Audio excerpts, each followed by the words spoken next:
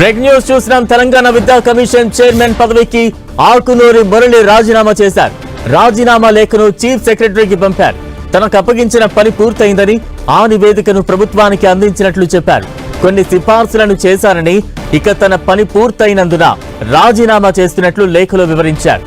Akunuri Murali chairman గా విద్యా commission ను ఏర్పాటు చేసింది ప్రభుత్వం.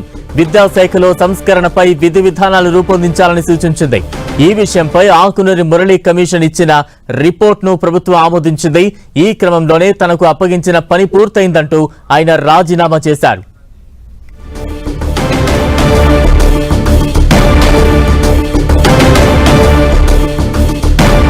ఆకునూరి రాజీనామాకు సంబంధించి మరింత అప్డేట్స్ అందించేందుకు మా ప్రతినిధి తిరుపతి చారి సిద్ధంగా ఉన్నారు. చారి, కమిషన్ చైర్మన్ గా గత 2024 సెప్టెంబర్ లో నియమితులైన ఆకునూరి మురళి 2 సంవత్సరాల పాటు పదవి కాలం ఉండగానే 4 నెలల ముందుగానే ఆయన తన పదవికి రాజీనామా చేశారు.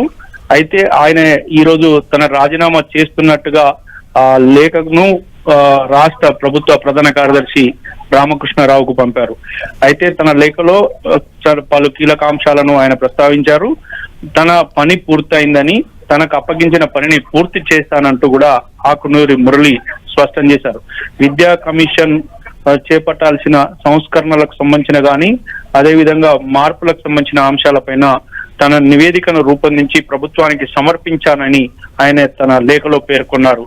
తన పని పూర్తయిన నేపథ్యంలో తన పదవికి రాజీనామా చేస్తున్నానంటూ పేర్కొన్నారు. కానీ రాజీనామా చేసినప్పటికీ అనేక అంశాలు ఇప్పుడు ఆయన కమిషన్ లో చైర్పర్సన్ గా ఉండి ఆ కమిషన్ ఇచ్చిన నివేదికలో పలు అంశాలు వివాదాస్పదమయ్యాయి.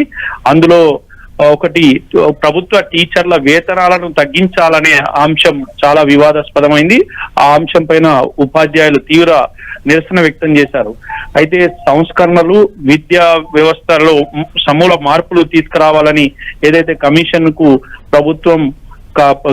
ప్రభుత్వానికి సూచించిందో అందులో టీచర్ల అంశం ఒకవైపు వివాదాస్పదం కావడం, టీచర్లు నిరసనలకు దిగడం లాంటి అంశాలు అయితే, ఇటు విద్యా కమిషన్ సూచనల విషయంలో ఇంకా అనేక సూచనలు అమలు కావాల్సి ఉన్నది.